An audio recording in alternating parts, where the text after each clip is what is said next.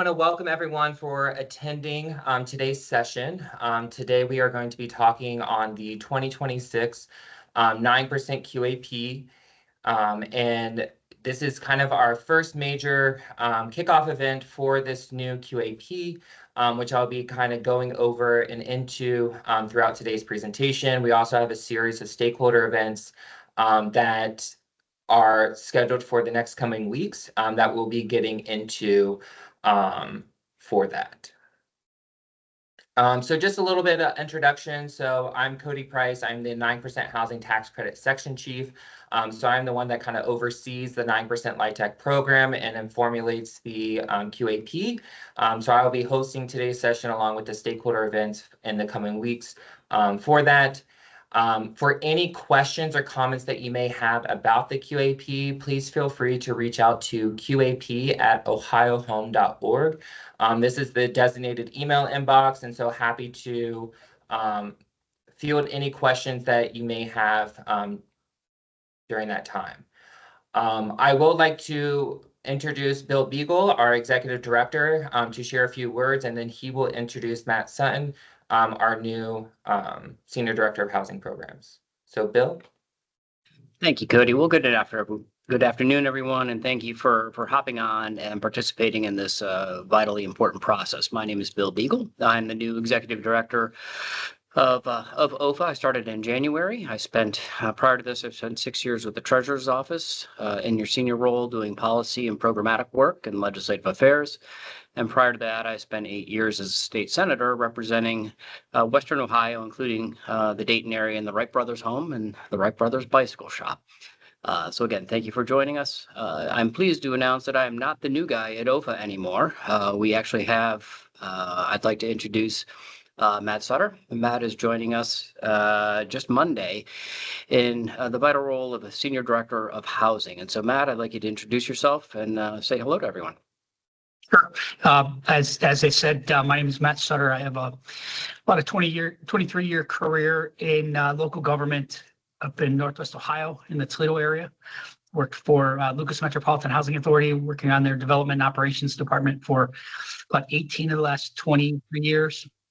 Also worked in economic development at the City of Toledo and at the Board of County Commissioners in Lucas County. So I'm excited to be on board. I know I've worked with some of you on this call directly in my time that I was either at the Housing Authority or in local government, and I look forward to working with all of you more in my capacity here at OFA. Thank you, Matt. And so we will go ahead and get started with the presentation. Just as you guys know, there will be time at the end for a question and answer kind of open dialogue on what you guys kind of have about what I'm presenting on today. Feel free to, at that time, to unmute yourself and ask the question, or feel free to submit a question via the Teams chat, and that can also be asked at the end of the session today as well to be discussed. So to start off on what we're kind of looking at here on this slide is looking at the Ohio 9% LIHTC ceiling and looking at how this is being calculated. So to truly understand the 9% program, we have to understand how we actually receive the 9% credits from the IRS. So our 9% credit ceiling is calculated by taking Ohio's population and then multiplying that by the IRS per capita multiplier. This total is then the amount of 9% LIHTC that OFA receives to allocate to projects for that calendar year. So in the below table on the bottom of the screen, you can see Ohio's 9% LIHTC ceiling for years 2020 to 2024 with the estimated numbers for our program in 2025. As you can see, Ohio's population has continued to slightly increase from 2020 to 2024, and we are still waiting to find out the 2025 population number from the IRS. This is typically released around this time of year, and so we're still waiting to receive that to fully calculate our LIHTC ceiling.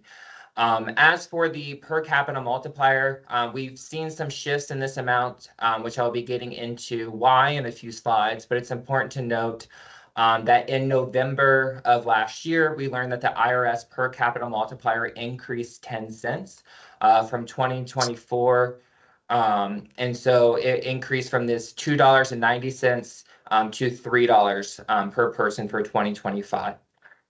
Thus, we're kind of estimating right now that we'll have roughly 35.4 million in annual 9% LIHTCs to award for the 2025 round, which is an estimated increase of about 3.56% from last year.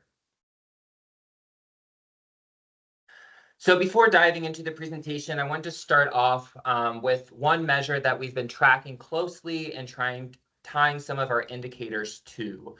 And this indicator is the Multifamily Residential Construction Cost Index, which really tracks the overall activity level in the multifamily housing construction market, which for our purposes, this measure really serves as the barometer for construction demand, pricing pressures, and resource availability. It also allows OFA to kind of forecast trends, assess project feasibility, and really monitor or control increased allocations or gap financing for our projects when necessary. So when looking at this graph, the higher index value typically reflect increased construction costs, which can challenge LIHTC projects already constrained by our fixed credit ceiling and also their tight financing structures. And so there's kind of 4 key periods from the last decade that I just wanted to highlight, as you can kind of see on this graph. So you can kind of see from the 2016 to 2019 period, the index kind of rose steadily, really reflecting a balanced and healthy construction market that really supported predictability and LIHTC development, right? However, in 2020, as we all kind of remember, we really had the pandemic disruption kind of happen to our construction market. So we started to see a temporary dip in the early 2020, which really aligns with the COVID-19's impact on labor, supply chains, and permitting, which many LIHTC projects experienced delays and budget constraints during this time. The next kind of period we're seeing is that 2021 to 2022, where we saw that construction activity really accelerated rapidly, pushing the index above 150. And so this really translated into rising material and labor costs, which really put additional pressure on LIHTC project budgets. It was also during this time that OFA took it upon ourselves to really create that additional credits policy for projects that kind of submitted during that time to kind of help with those rising construction costs that we were seeing in the 9% projects. However, since 2023 till current day, we kind of see that the index has since leveled off, but really remains elevated. So while volatility has decreased, costs are still significantly higher than pre-pandemic levels, which are really impacting LIHTC deal structuring and underwriting. And so these trends kind of highlight the need for us to really tie our cost containment standards, as you kind of see it in our QAP. We're also tying our max credit requests per project to this indice. And there's also plans to tie our annual LIHTC request per LIHTC unit also to this indice to make sure that that's also staying with the market and ensuring that our QAPs are realistic for LIHTC development within Ohio. So when kind of looking at these 2 different metrics together, so this slide is looking at the year-over-year change in Ohio's 9% LIHTC ceiling being shown in red, with the year-over-year change in the Multifamily Residential Construction Cost Index shown in blue from the time periods of 2016 through 2025. So as we're kind of seeing, and as I kind of discussed previously, just because we are experiencing a slight increase in our LIHTC ceiling, this doesn't necessarily mean that we can fund more deals. So what we're really seeing is a mismatch between available credits and the real-world development costs. So as I was saying on the past slide, during the 2021 and 2022, there was a lot of pandemic-related supply chain issues and labor shortages that really drove these sharp increases in multifamily construction costs with year-over-year spikes nearing 20%. Meanwhile, as you can see during that same time period, the LIHTC ceiling either remained flat or declined, especially in 2021 and 2022, which really created this widening gap between funding capacity and project costs. So even as construction cost growth has stabilized post 2022, the credit ceiling increases have been modest, staying around 3 to 5%, which is still falling short of what's needed to keep pace with high construction costs.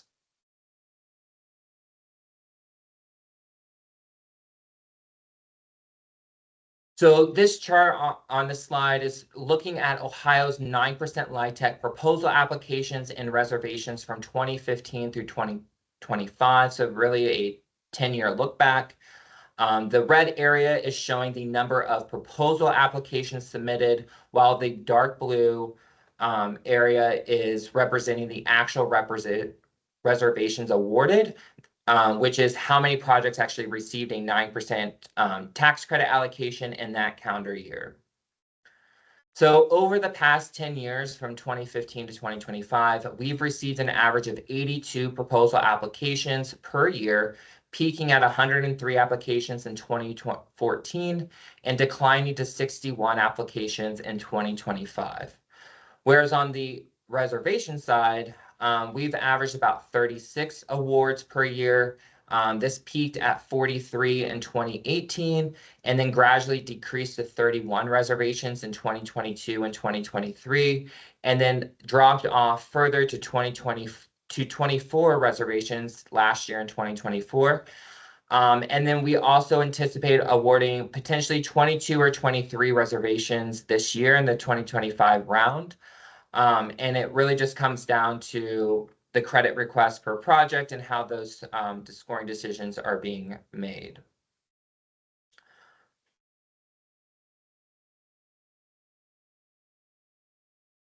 So also kind of combining the LIHTC credit ceiling versus the 9% LIHTC reservations, just kind of wanting to highlight these two metrics together. So this chart is really highlighting the Ohio 9% LIHTC annual credit ceiling being shown in red, and also measured on the left axis, and the number of 9% LIHTC reservations awarded each year, which is shown in the blue line, and also with the on the right axis from the past decade. So over this period, we're seeing that the per capita LIHTC multiplier, which again is adjusted annually for inflation, has really increased from $2.30 to $3 in 2025. So this is really driving an increase of approximately 8.7 million in annual 9% LIHTC credit ceiling that Ohio is receiving. And so that's kind of shown in red, that we're seeing from 2015 to current day, we've seen about an $8.7 million increase. However, just because we are seeing this increase in our LIHTC ceiling, LIHTC developments are receiving larger LIHTC awards to account for the rising construction costs, which ultimately means we are unable to fund as many deals, which I'll kind of be getting onto in the next slide. But you can kind of see here just on the steady decrease in number of reservations over this 10-year period, with the slight increase in our credit ceiling. And so lastly, before diving into the proposed 2026 9% QAP, really wanting to highlight another comparison metric that we really wanted to pay attention to, which looks at the max 9% LIHTC reservation amount. This is shown in blue, to the average project size in units, shown in red. So as you can see, since 2015, we've seen a sharp decline in the average number of units per project, peaking in 2015 at 65 units per project to a low of 47 units per project in 2023. Mostly, again, due to these rising construction costs per unit, and really looking at the equity market constraints that we were seeing during that time frame that was really highlighted on the earlier slides. We also see that the max LIHTC award in blue had not tracked with inflation and other rising costs, and that in previous years, it was either limited to $1 million per project or most recently to 1.25 million per project in 2023. So really to then focus on kind of increasing the average project size, really benefiting from economies of scale. We increased the max LIHTC reservation amount in 2024 to 1.75 million per project. And as a result, we saw an increase in average project size of 14 units. So going from 47 units per project to 61 units per project. Thus, last year in the technical amendment, we also wrote into the QAP that our max annual LIHTC request will be adjusted to this index that was highlighted earlier to ensure that this amount keeps pace with the market. And that the 9% project size really remains in the 60s. So as a result, the LIHTC request for the 2025 round rose to 1,781,500 for new affordability projects. And what we kind of saw at a preliminary look at our proposal application, so this is taking everything into consideration, we saw that the average project size submitted in the 2025 round was 63 units. So we can kind of see on how by tying our max LIHTC credit ceiling to the annual max LIHTC request, we're able to keep pace with the market and also still have this average project size within the 60s, which is what we are wanting for that. So to kind of help with these new max LIHTC requests, again, we are limited on the LIHTC credit ceiling on what we receive. So we are trying to ensure that there is this equitable distribution of the LIHTC ceiling amongst the different project types. So to really help distribute our LIHTC credit ceiling appropriately, I am planning to break out the max LIHTC request by metro and rural counties. As rural counties should not need as much LIHTC credit, kind of given the size of these projects that they are seeing in the rural areas.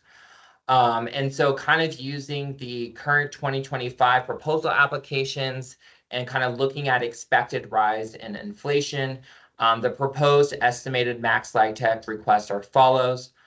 So really looking at new affordability, this would be both general occupancy and senior funding pools, as well as the special housing needs pool for those being located in the metro area. I'm just estimating that max annual LIHTC request will be 1.8. So again, just slightly increased from the 2025 round. These projects that are then competing in a rural area will have a reduced max annual LIHTC request to 1.6 million. And then with the preserved affordability, since we are seeing smaller kind of deals sometimes with preservation, also divvying these up between metro counties and rural counties, and putting their credit requests at 1.5 million per project for those located in a metro county and 1.1 million for those in a rural county.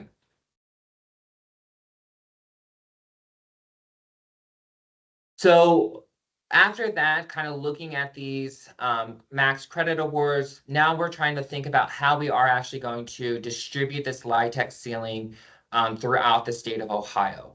And as I was kind of mentioning before, the LIHTC ceiling that we actually receive from the IRS is based on the current population of the state.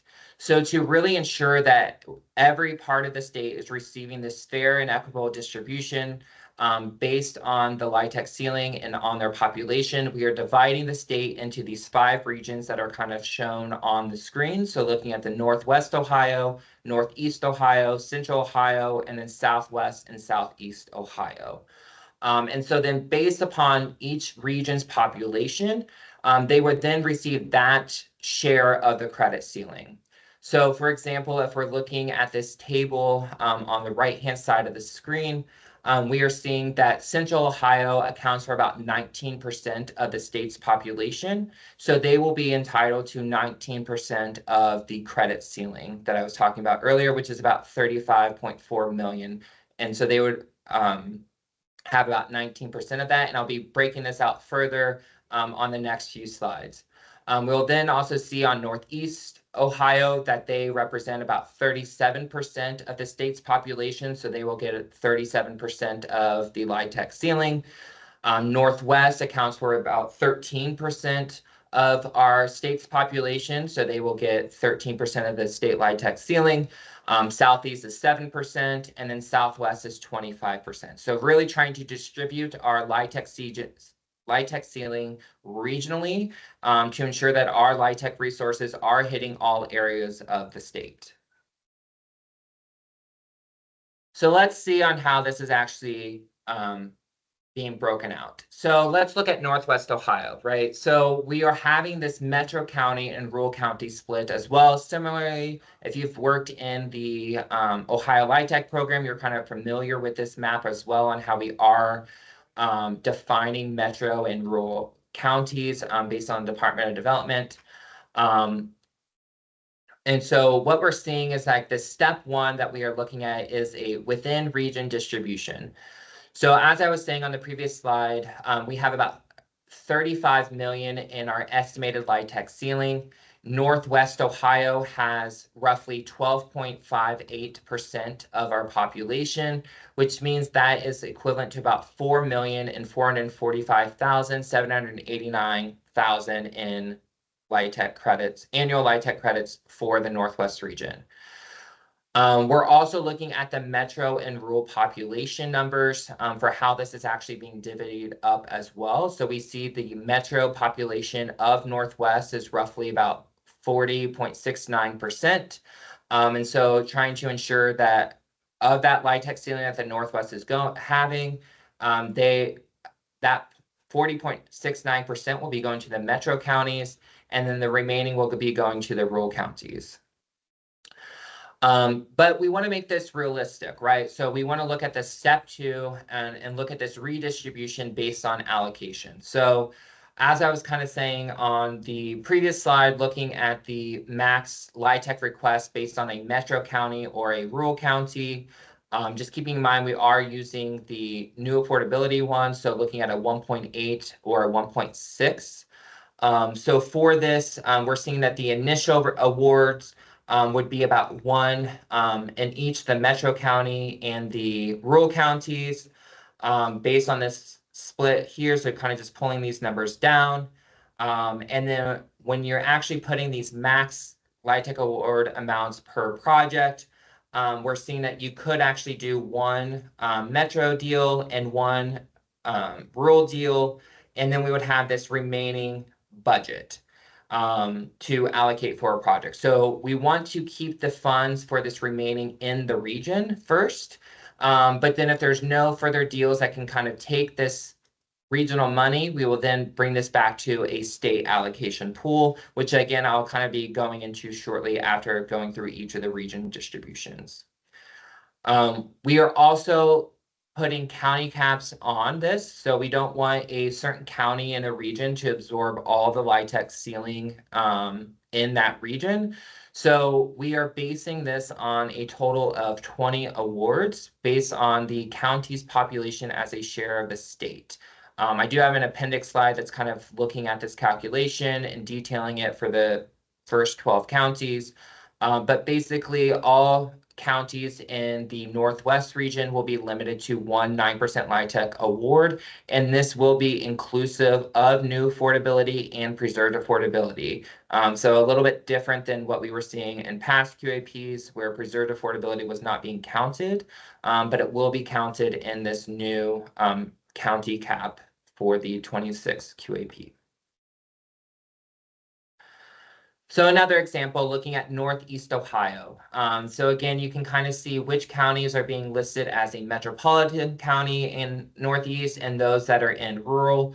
And so looking again at this split, we're kind of bringing this down into this step two. So just kind of looking at the distribution of population. So we're seeing about 83% are in Northeast are located in a metro county, 17% are located in a rural county.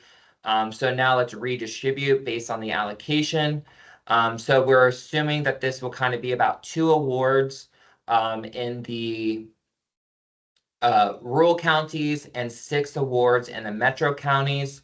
However, once you're starting to kind of do the math and kind of looking at 5 times 1.8 and 1 times 1.6, we're kind of left with these max project values, and we don't have enough credit ceiling to full-on max award for that county.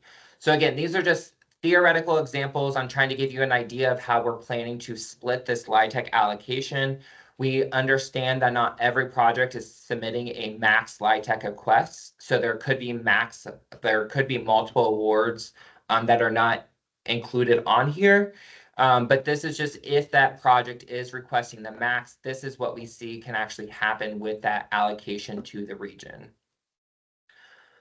Also based on the population information, so Cuyahoga will be limited to 3 9% LIHTC awards, and then all other counties in the region will be limited to 1 award based on their share of population of the state.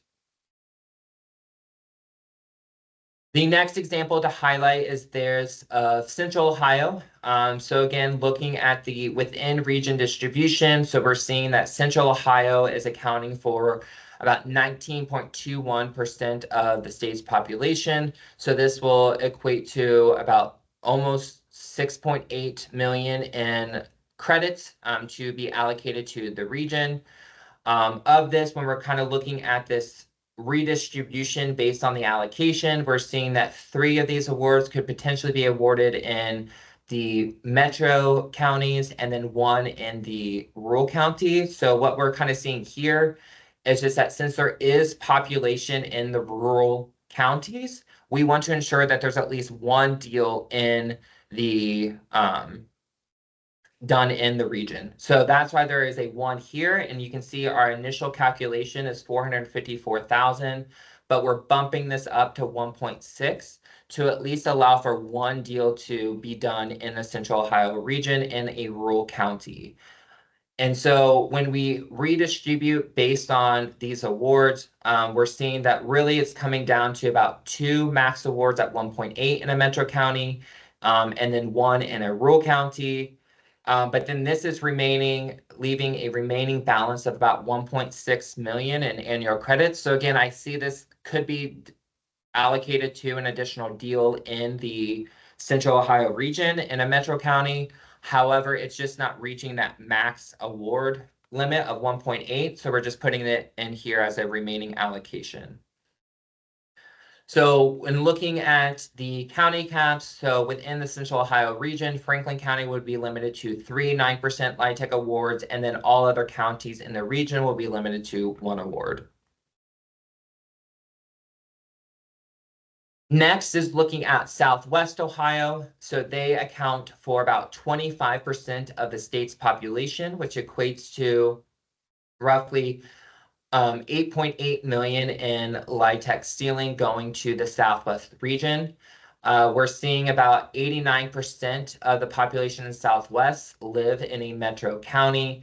And as such, we are designating that much to go to the metro areas. And then 10% is to the rural counties. So again, kind of looking at this redistribution, so we see when it's only at 10% of their allocated amount, that's only 950,000. That's technically potentially not enough to do a LIHTC deal. So we wanted to bump that up to 1.6. Which then is reducing the amount that was in the metro counties. And then based on the max awards, we are seeing that we could do 4 deals in the metro counties in Southwest and 1 deal in the rural counties, which will leave a remaining allocation of about 20,000. So this one, if they use the max LIHTC awards in the metro and rural counties, it should be about 5 deals in that area. Again, based on population of the county and its share towards the state, Hamilton County will be limited to 2 9% LIHTC awards, and all other counties in the region are limited to 1 award. And then our last region is really looking at Southeast Ohio. So you can kind of see with this region, They only make up about 6.65% of our LIHTC ceiling, which is equating to about 2.35 million in LIHTCs. We also see in this that there are no metro counties in the Southeast region, so we are only dealing with rural counties. And so when we're looking at this redistribution of this, these funds can only really support one full-on rural deal at 1.6 million, but they will also have about 750,000 in credits left over to allocate to additional project. And just looking again at their share population to the state, all counties in the region are going to be limited to one 9% LIHTC award. So kind of summing this all together, what does this really look like? So what we're kind of seeing is that based on the previous allocations, again, this is all just kind of a theoretical look, kind of see how this would actually play out within the state doing this regional approach. And with those max awards of 1.8 and 1.6, respectively, we are seeing that in the metro region, we would be allocating about 21.6 million of our LIHTC ceiling to metro county deals. This will be roughly 12, or this would calculate to be 12 deals in our metro counties. For rural counties, this is looking at about 8 million of our credit ceiling, and that will be 5 deals. And then kind of looking at our statewide pool of remaining funds. So again, this is looking, if we look back at the remaining, this is just the sum of the 750, the sum of the 20,000. What we kind of had there, we have about 5.7 million in credits. We are basing that this could kind of fund 3 additional deals when we kind of pool all this money together, which is then kind of leaving us with kind of $340,000 $340,000 in credits kind of left unused for the state. And so this is kind of where it can be put up to OFA's discretion on how these funds are going to be used. This could also be used to kind of reduce our forward allocation. So currently we are about 48% forward allocated. Given the unpredictable economic environment that we kind of live in today, we don't know what credit pricing is going to do. We don't know what the tariffs are really going to do to the construction costs.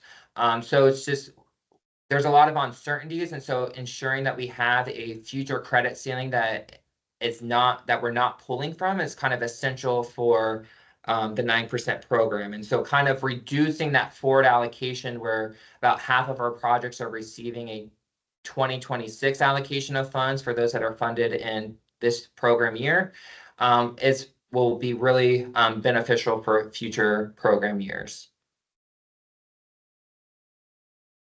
So next, kind of highlighting the different funding pools on how this is kind of playing out as well. So at first, we're having this regional approach of our LIHTC ceiling, ensuring that we are hitting all areas of the state with different deals. This is kind of also providing a breakout of how different deals will be spread throughout the state. So similar to this past QAP of the 2024-2025, maintaining these 4 funding pools, because I think that they have done well. And so the new affordability general occupancy pool will take about 41% of our LIHTC ceiling, which would do about 8 developments.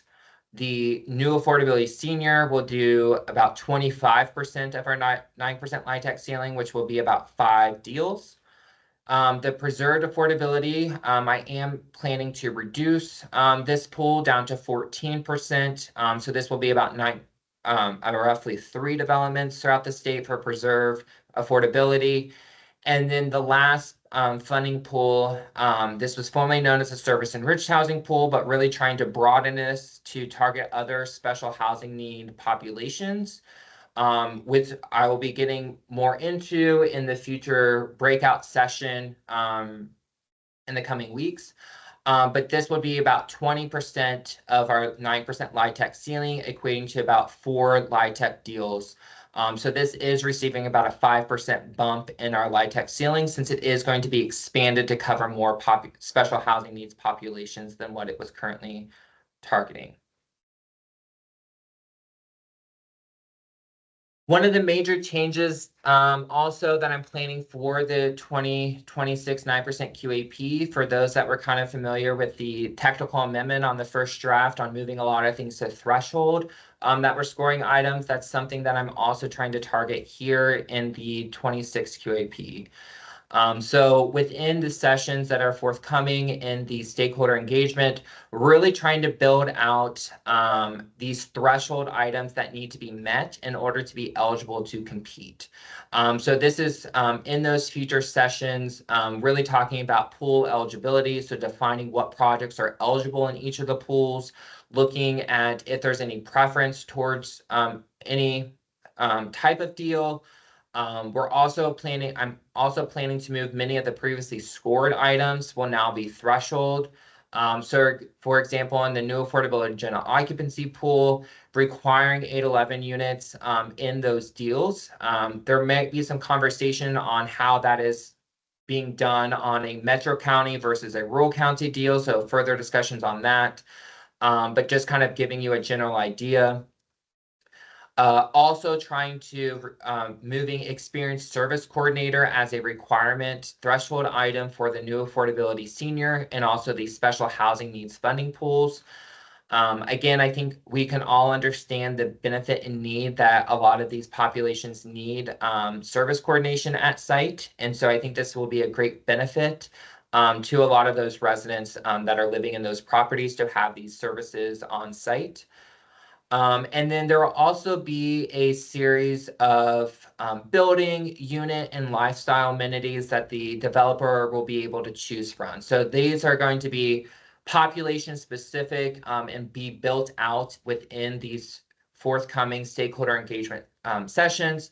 But just for an example, like right now for the building amenities, we currently have like property-wide Wi-Fi. We have Energy Star, or with the building, we have exercise room, we have the outdoor playground, we have an outdoor patio. And so the developer would be able to choose from that list on which one they are wanting to do, but rather than receiving points like you currently are doing, it's basically a threshold item already. So it's just kind of moving that flexibility to the threshold that you still have that option to select different amenities that are kind of matching that population that you are serving. There will also be a series of unit amenities. So really looking at, this is getting at the Energy Star certified in-unit washer and dryer. This is looking at Energy Star dishwashers.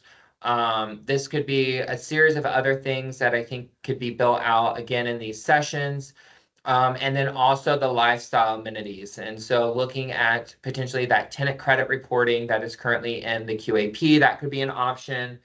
We can also look at pet lease addendums if that is an option that the stakeholders want in those. And so that would be an option for developers to kind of pick and choose which amenities they would like to include in their property and still have flexibility around that. But again, these are all to be built out in the individual funding pool session. So if you are interested in a particular pool, please be sure to sign up and register for those sessions so that we can get into the details and kind of formulate the best path forward for that funding pool.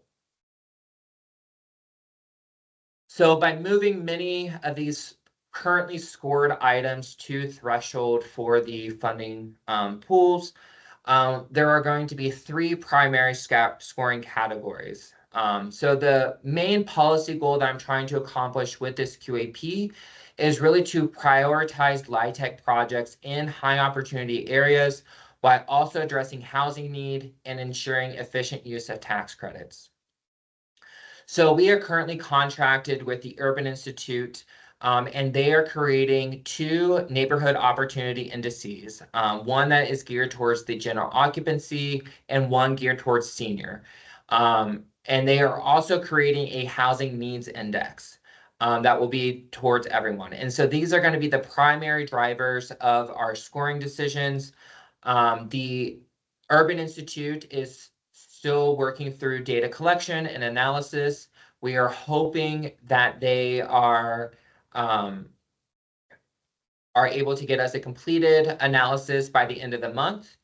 And then we will then be able to put that out for public comment in May and have a kind of stakeholder engagement session where they're kind of walking you guys through the new opportunity indices as well as the housing needs index so that you guys can kind of see how this is all being played out.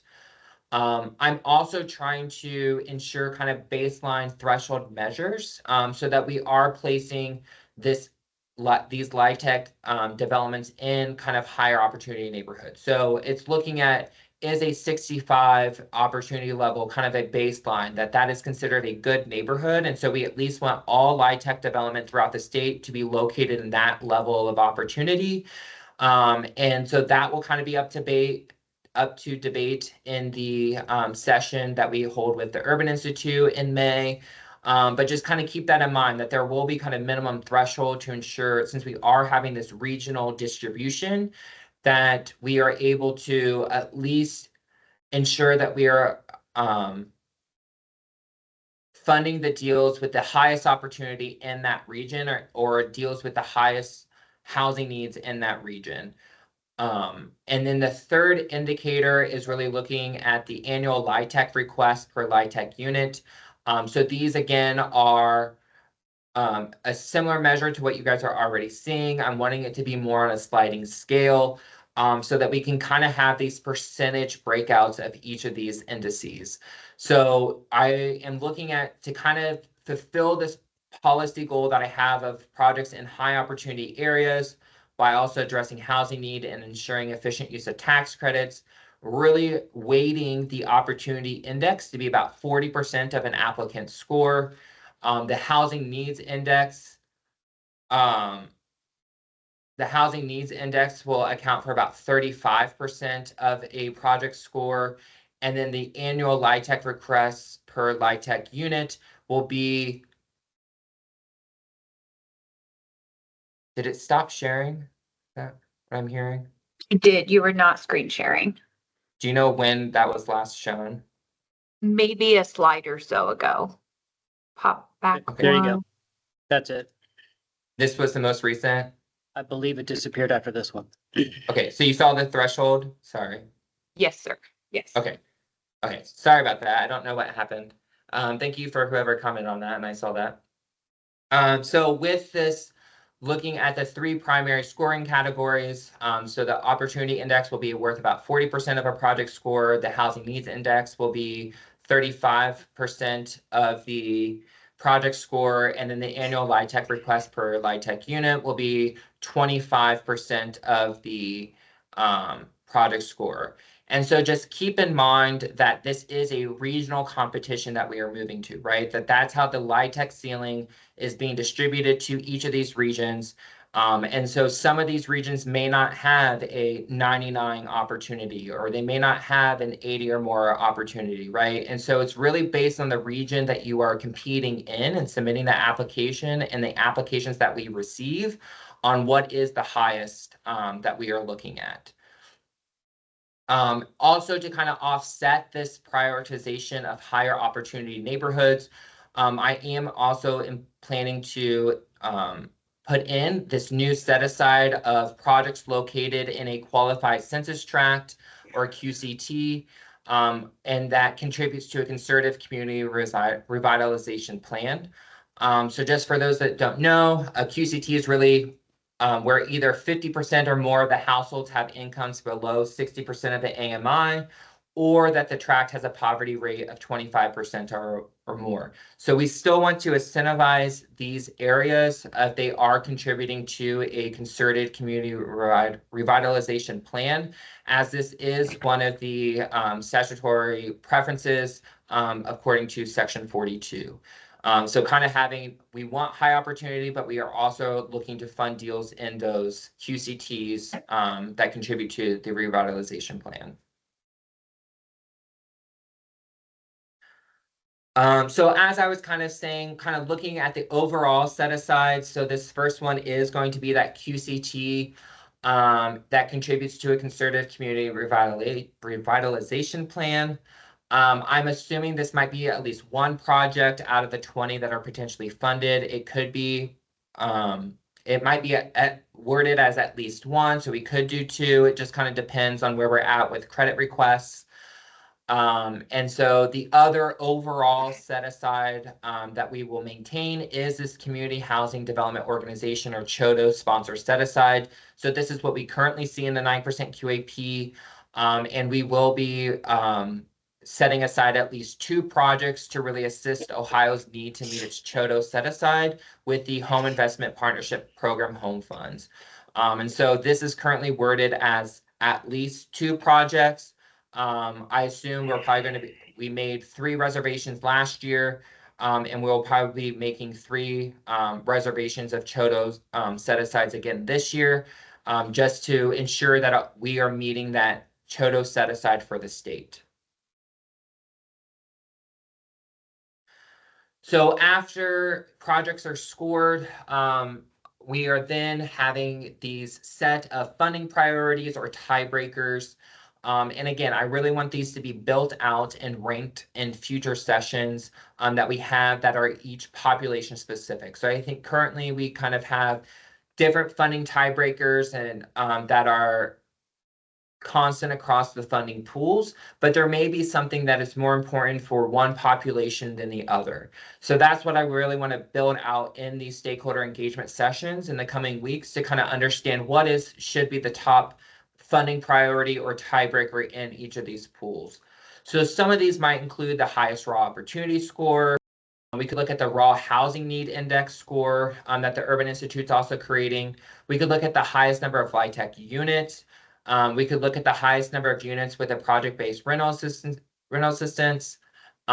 We can also use these other 2 QAP statutory preferences of the historic nature of the development being demonstrated by the use of federal historic tax credits, or even looking at developments that are intended for eventual tenant ownership of new affordability general occupancy only. So it's just kind of looking at what is kind of required or preference within section 42 and kind of instrumenting those within the QAP on how we are making funding priorities or doing these tiebreakers outside of everything. So next is kind of highlighting this LIHTC timeline. So we're currently in the stakeholder engagement process, which again is why you guys are all here, which I thank you for your participation. And so stakeholder engagement for the 2026 9% QAP is scheduled to go. I kind of started outreach back in January with some stakeholders, and this will be going through early May. And so there's still time to participate in and provide your comments to me if you are wanting to provide comments on this new QAP prior to the first draft being issued. And so just remember to email qap@ohiohome.org. If you want to set something up, I'm happy to meet and discuss any ideas or concerns that you may see with this proposed plan. The first draft is expected to be presented to board in July, and I'm hoping to have the first draft actually released to the public on July 1st, so that we can ensure a 30-day comment period, and that way that I can then have enough time reviewing all the comments and make any suggested changes to that to potentially present a second draft to board in August. Because we kind of want this main goal to have this final draft presented to board in September. And the reason for that is to just ensure that you guys all have enough time to actually secure sites based on the scoring, and can actually get everything ready to submit a proposal application in February of 2026. And then similar to this year as well, final applications for those that are receiving a 9% award would be due in September of 2026. So following a similar timeline of that you guys have kind of been used to with the 9%. And so seeing that as well for the future QAP. I will also say as well, this is just kind of highlighting those funding pooled individual stakeholder sessions. So if you guys did not see those emails that OFA has sent out, please look at our website and you can sign up for those specific funding pools. discussions that we'll be having in the next couple of weeks. And you can kind of see that they are a lot of times back to back.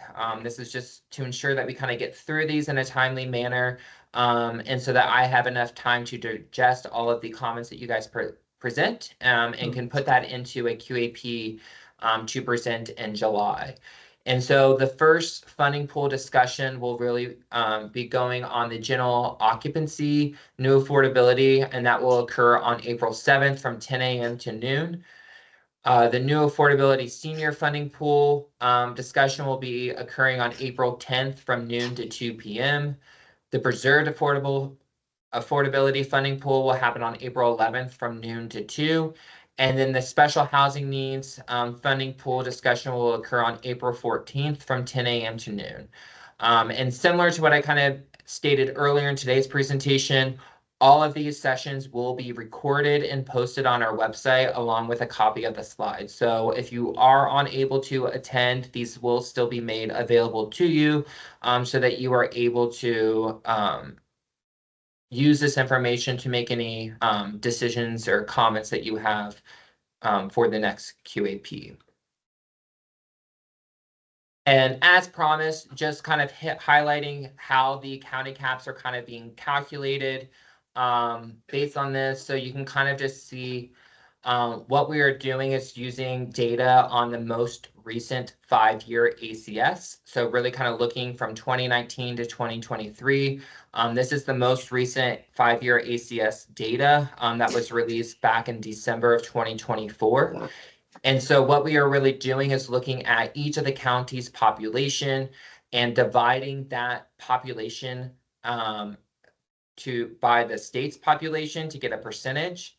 And then really looking at 20 deals. That's what I was kind of stating earlier. Based on our assumption, that's what we can kind of do at that max LIHTC award if every project received that.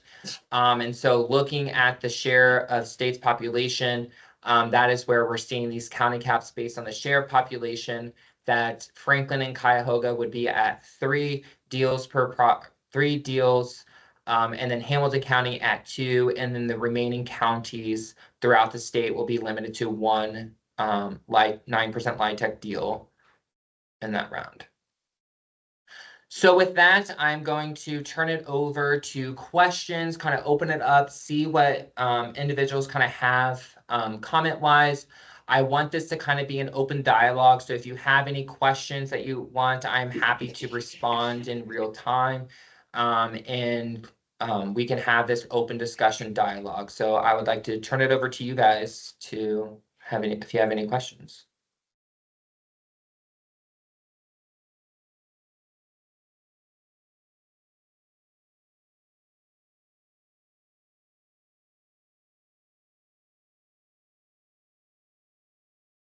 I guess the one question that I see in the chat, so you note that you are moving to a subset of building, unit, and lifestyle amenities are going to be required. These requirements, as well as extraneous requirements in the design and architectural standards, such as paperless drywall, drive up the cost of developing LIHTC units. When there is such a desperate need for housing in the state and limited LIHTC resources, it seems counterintuitive to require standards that are, sorry, a new chat came in, to require standards that are often beyond those provided in market rate housing. Yeah, we understand that these could add additional costs. However, these also improve the tenant experiences. And so we want to provide housing that is being maintained and left affordable for 30 years, as that is kind of the public-private partnership behind the 9% or really the LIHTC program in general, between developers and OFA, is to really provide this 30-year affordability. And so ensuring that our design and architectural standards are up to par to ensure that our assets that we are funding actually are maintained throughout the 30 years, so they do have higher requirements, but then also ensuring that the tenants living within those units actually have benefits that are going to improve and enrich their lives. And so that's kind of the intent behind these building amenities, is to not only improve marketability, but also improve tenant lives. And so, like I said, if there's are particular things that you have concerns about within the list, and that pertain to a particular funding pool, please feel free to join in on that discussion, and we can kind of walk through each of these and look at kind of costs and seeing on what that is being put into.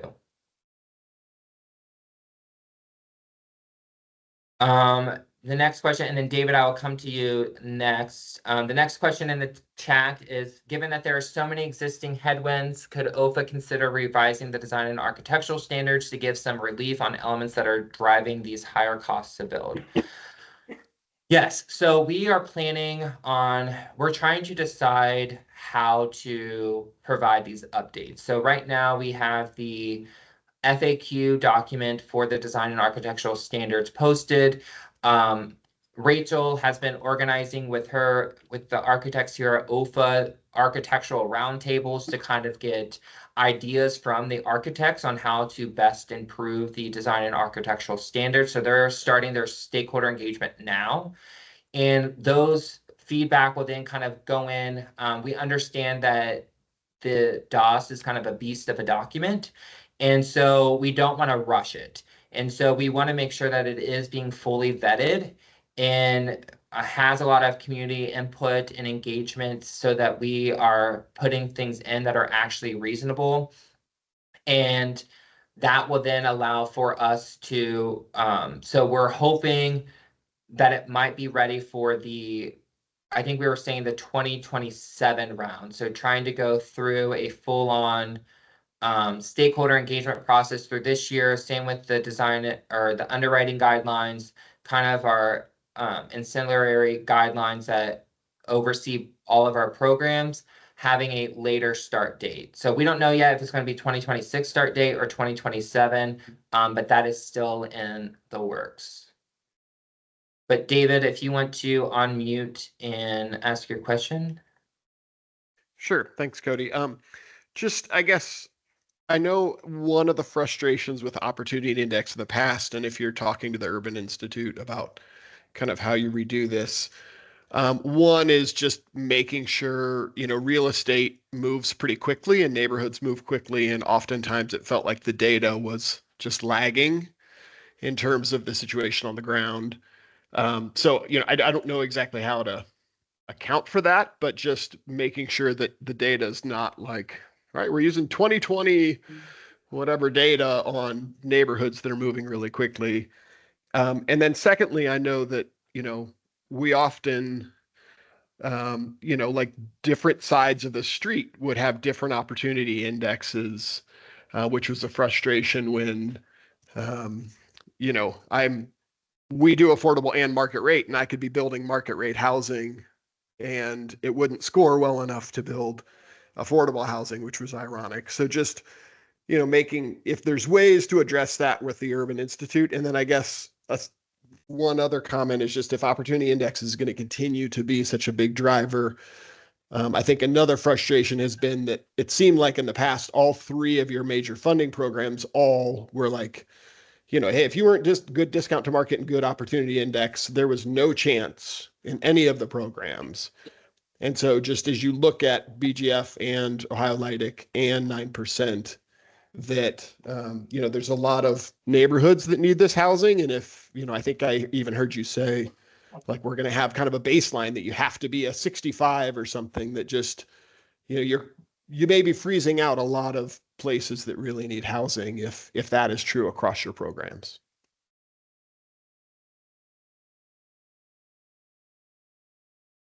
And I think now you are on mute. I'm muted. Yes, sorry. Thank you. Yes, thank you for your question. I think the answer to the first, or really your comments, the first is looking at this data update. And that is something that we have been in conversations with the Urban Institute. And so our goal is to really use all publicly available data, and having something that is able to be updated potentially on a yearly, if not every 2 years. And so that's where we're trying to work with the Urban Institute now. Like originally this was being planned as a 2-year update, but seeing on if the contract could be amended or added to kind of allow for an annual update, because we know that having the most up-to-date data is the best, right? And it ensures that there is some changes within sites throughout each calendar year, and especially since there are other metrics that are being updated on a yearly basis or annual basis, such as cost containment, looking at even these population regional distributions. I'm wanting that to be updated on an annual basis. And so making sure that we do have a data-driven but also updated and timely QAP is something that I really want. And so that is something that I'm trying to implement in there. Getting at your second comment with the issue of the census tract boundaries and projects located on the other side of the street that may be in a different census tract that may score lower. Unfortunately, I mean, this could be something that we address and something that we could discuss, but at the same time, we know that data is also imperfect sometimes and that this is not how it plays out in the real world. But this is also a concrete way to kind of look at things and measure based on the census tract. And so we understand that there are limitations of looking at a census tract, but at the same time, it's the best way to kind of analyze neighborhood data from the ACS is at the census tract level to kind of have those broad categories. And so I think you may have said it there, or at least in the past, on could there be a buffer? And it's just like, we've tried buffers with proximity to amenities, and then it kind of unravels, right? That it's just like, well, if you're allowing a 200-foot buffer, can you allow a 500-foot buffer? And then it's like, well, can it be a 700-foot buffer? And so that's why in the technical amendment right now, that is not, there are no buffers allowed, right? And just kind of speaking to proximity to amenities as well, that is being baked into this neighborhood opportunity index. So no longer needing to be or submit documentation if you're in proximity to a Kroger, like a grocery store, senior center, public park. Those are kind of incorporated into opportunity as being in a amenity-rich neighborhood. But definitely something that we can discuss further if others feel the same way. But this is just a very clear, concrete way to kind of understand location based based on the data that we have. Was there a third question that you had or comment, David? Mostly just about if this is, you know, having some different kinds of scoring across your programs, because if it's going to be very, very geographic based, there's a lot of good neighborhoods that may end up not being able to participate in any of the OFA programs. Yes. And so that's where I think there is some job to do here at OFA to kind of have these different program priorities and target different things to allocate our resources. I think one of the major things that we kind of look at is just that if we kind of create this baseline project based on threshold on what is constituting a good development, right? That if we had the option to place this in a higher opportunity neighborhood than another, that is, it's better to place it in the higher opportunity. I mean, the number one rule of real estate is really location, location, location, and tenants really benefit from that need of accessing those amenities that they may not have had access to before. And so that's why I'm also putting in that QCT, concerted community revitalization plan, set aside to ensure that we're not just targeting high opportunity, but we are targeting other areas as well. But that's kind of our stance, that it's just like if location is a major driver of tenant outcomes based on the literature, and that location matters. And so we want to put a higher emphasis. I'm planning to put a higher emphasis on this, as you can kind of see on this slide, just because it has been shown time and time again on how important location is for resident outcomes.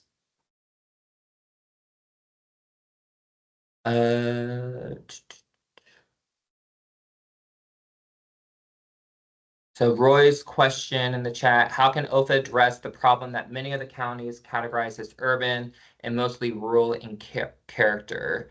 Having projects in these largely rural areas compete against the big cities and the urban counties they are in is not a competition of equals. Also, the size of project in these locations might appropriately be smaller. Yeah, again, thank you for the comment. I think this is something that where we always have data is not perfect. I think we're using the USR designations from Kerwin, and that's not perfect, right? And so we were seeing a lot of issues with cost containment in these rural census tracts that are in a larger metro county.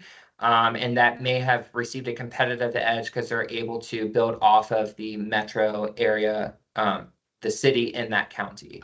And so by having this larger county split, I think that that is kind of, I mean, it was created by the Department of Development, and I think that it has been well received and used on the Ohio LIHTC. And so I think having it at a county level is beneficial, because I think the next thing outside of that would be really looking at going back to the USR, which I don't think is a best measure either. And so trying to understand on how that can kind of be distilled between geographies throughout Ohio, I think is something that could be explored in the future. But I think as of right now, I think the metro rural counties are a good indicator.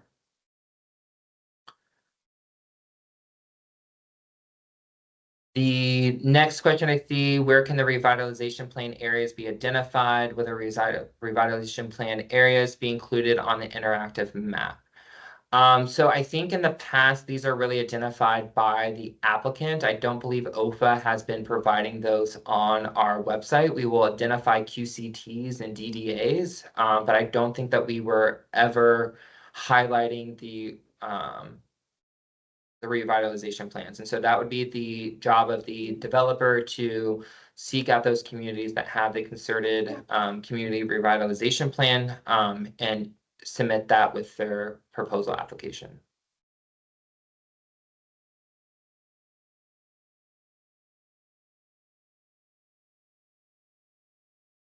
Luke's comment echoed David Thompson's comment on scrutinizing the data used to define opportunity areas in many neighborhoods in Cincinnati. It seems like areas seeing significant investment and therefore transitioning continue to score low. But these are precisely the areas where there's an argument to build and preserve affordability as that micro market starts growing. Yeah, again, this is a completely valid point. I think this is something that we're also working with the Urban Institute on. They are creating a neighborhood change indicator for us as well to kind of capture this change in neighborhood. I don't see it playing a role in the primary scoring, but this could be something that is added in as a funding priority or tiebreaker for that funding pool to look at this change.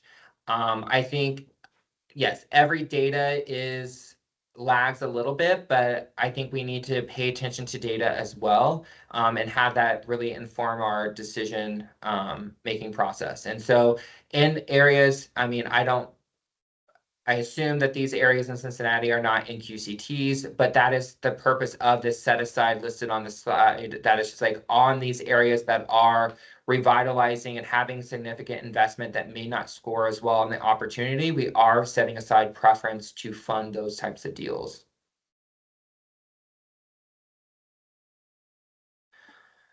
The next question, is there a chance for a city to designate a project or two for particular areas similar to the Fact 50 process a few years back? Unfortunately, I don't think that we will be implementing letters of support in this new QAP and really focusing on the applications being submitted. So there is no plan to incorporate that into this QAP.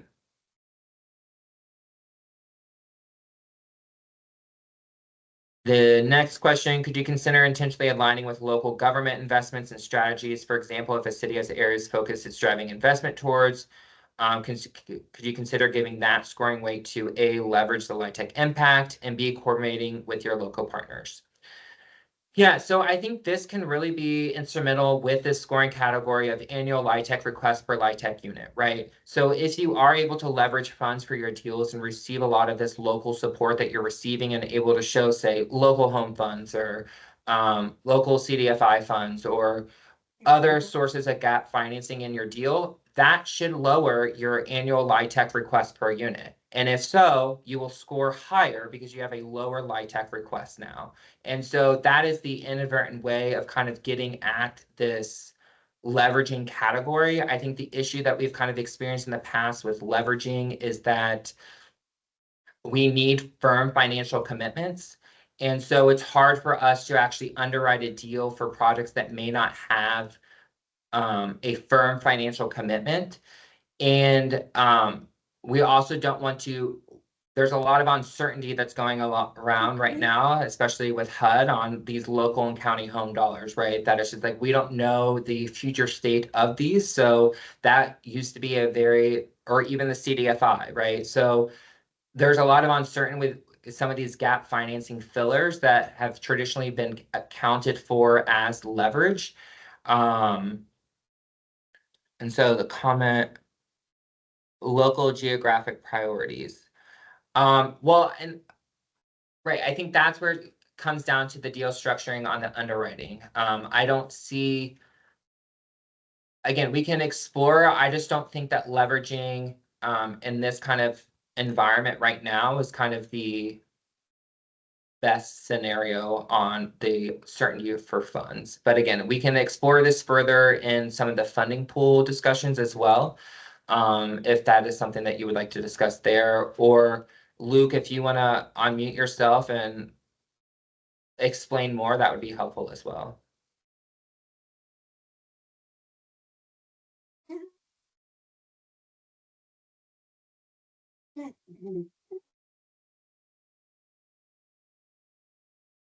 So Cody, I'll chime in. Sorry, I couldn't here. find my mute. I'll just throw my 2 cents in, and Ben surely would love to hear you get to say too. But I think there's 2 sides to that. I think you're right, Cody. There's element of the local sources can, you know, positively impact the LIHTC per unit scoring. But I think, at least, you know, from what we've seen in the Cincinnati area the last few years, like, there's no way to overcome the locational deficits, no matter how much money you can put towards it. You know, it's like the scoring, you sit in such a hole with the locational definitions. And so I think really what there's a larger point for consideration, which is putting whatever strategies a local jurisdiction has put in place around the neighborhoods they want to target with investment. And that might not be just affordable. In fact, it probably isn't just affordable housing investment. It's larger investment strategies across the board. And it gets to my first comment around areas in which there's investment happening and we want to preserve affordability as we do that. I think there's a way to, you know, to the extent you have local jurisdictions that have well thought out strategies and are dedicating resources, to take into account that as a sort of a partnering type opportunity for how you all drive your resources. So there's so that they're maximizing the combination of both is the larger point I'm trying to make.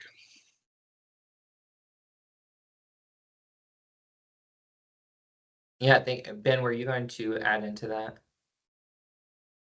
Yeah, I would just add that the idea of the credits per unit and local leverage being reflective of priorities is not how past Ps and past scoring has worked out, right? In order to have any chance at getting a deal funded, you have to take those maximum points.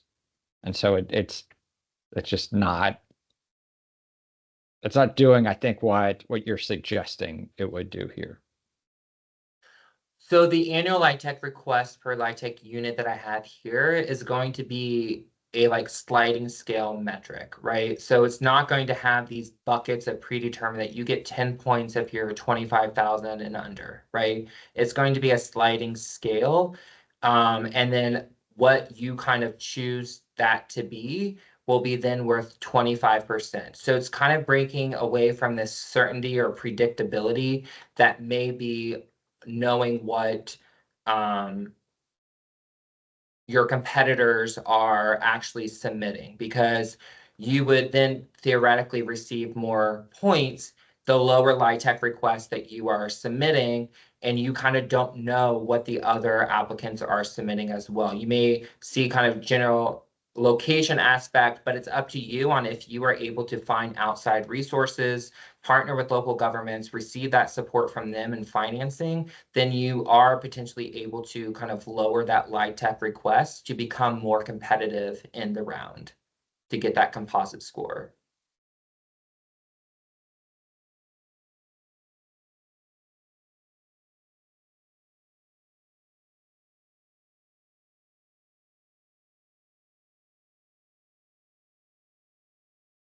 Are there any other questions, comments that you guys all have?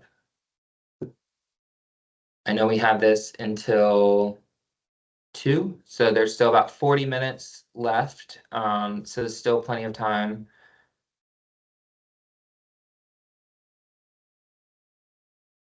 And so Roy's comment is, this is exactly where non-PJ communities and metro counties lose out. And again, Roy, I don't disagree, but I think that is the benefit of OFA, that we do have other programs for projects to receive allocations of funding from us. So if we're not able to meet that targeted need, and I think this is a larger discussion to have at OFA on how we are designating our projects to fund certain priorities.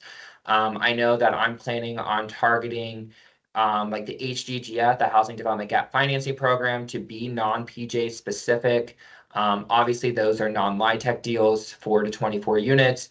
So it may not have the scale that you might see in a metro county, but if it's a non-met PJ, it would be eligible to compete in the HDGF round. So we're trying to be more strategic on the allocation of our funding, so that we are targeting different populations, are making things better suited.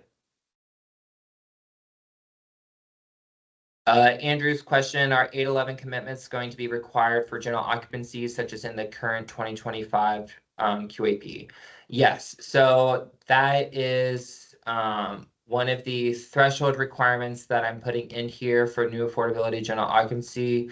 I think some feedback that I've heard before is just that there has been some lease up challenges in rural counties. So this may be modified to just be required within new affordability general occupancy metro counties. This is something to, again, build out within the new affordability general occupancy funding pool, to kind of understand what should or should not be required or as threshold in each of these pools. But OFA does have a commitment with HUD to commit so many units with 811 PRA, and so we need to meet our commitment. So we need to have some type of requirement within our programs to ensure that we are meeting our requirement with HUD.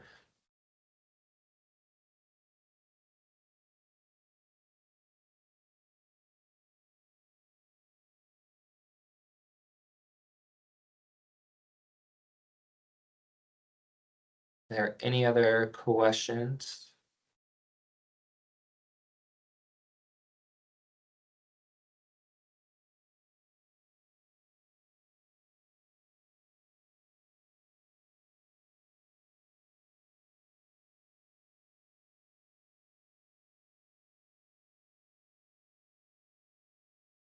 And again, if you don't,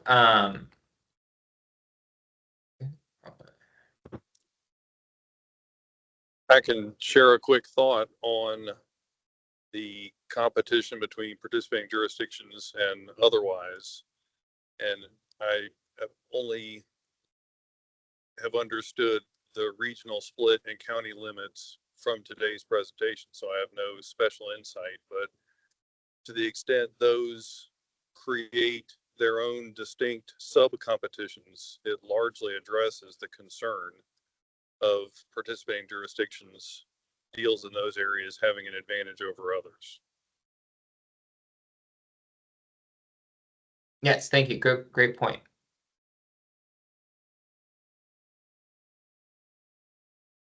Yeah, and that's what we are kind of wanting. It's just that having that regional competition so that a deal that's a rural deal on the western side of the state is a completely different tenant population environment than what is shown in Appalachia. And so having these distinct regional pools where you are actually having similar tenant populations and building types, having them compete against their own region should help with a lot of these disparities that we've kind of seen in past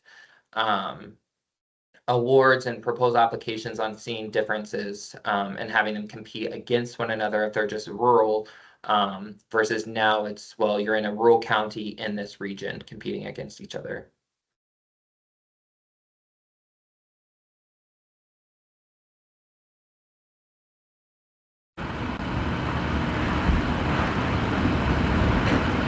Cody, am I really loud?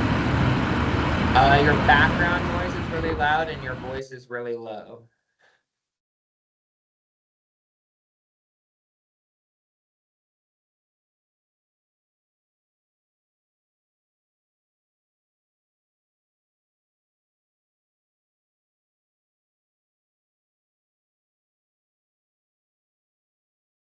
Are there other comments, questions, suggestions that anyone has?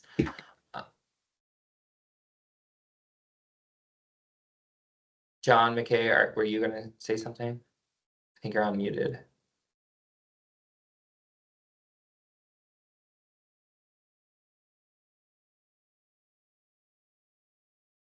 So Janet has asked, piggybacking on some of the concern already expressed regarding the opportunity index, I look forward to attending the pool specific forums and learning more about opportunity index population. As a senior developer, I often see seniors hoping to age in place and in near communities where they are already living or near their existing families and support systems rather than relocating to high opportunity areas.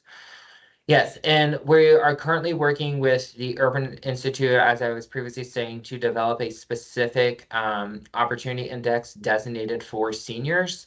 And so really knowing that seniors have a specific need or opportunity could be defined differently for them is kind of the purpose behind these two opportunity indices. So really trying to gear towards either a general occupancy or senior population in our opportunity indexes that we are developing with the Urban Institute.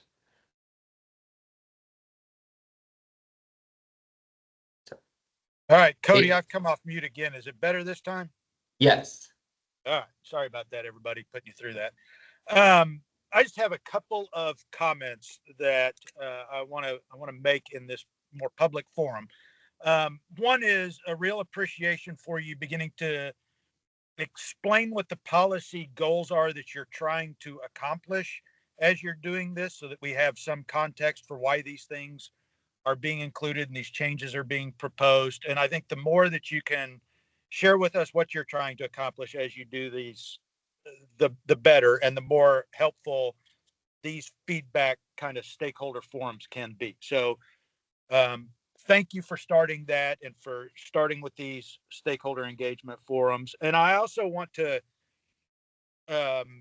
pick up on something that has been expressed by some of the others, and I think you've acknowledged, and that is, this is something we have talked about privately, but I want to make sure that it's we're talking about it publicly as well. I think it is to your credit that you guys are beginning to think about the differentiation between the various programs and how those can meet the specific goals in different ways that you're trying to meet, rather than taking this all programs try to accomplish all the same programs. These are just, as you know better than I do, different programs that have different advantages, trying to address different situations. And so I hope that this is the first of many conversations that we have, not only with you, but with Barbara and Matt now on board, and whoever comes in behind Barbara as the section chief there, so that we can best deploy the resources that you guys have been entrusted with to best meet the various challenges that we're trying to overcome. So really appreciate that. And I want to just encourage that as much as I can, as publicly as I can. No, thank you, and completely agree. I think that is something that we have continuously heard, and so really trying to work on to kind of distill this out is a goal that I have, and I think others at OFA do as well. So thank you.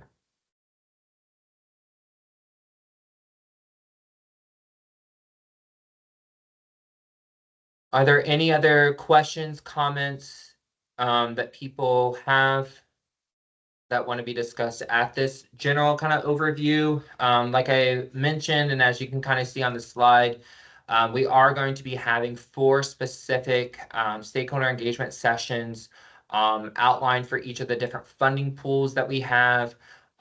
If one of these times do not work for you, please reach out, and I am looking forward to connecting and having further discussions, and to make sure that your voice is heard, and that we can work together. Because again, without these public-private partnerships, we would not be where we are today. So I thank you all for your participation, and look forward to hearing from you, and seeing you at these future sessions. So there's nothing left. I can end this a half hour early and give you guys 30 minutes back.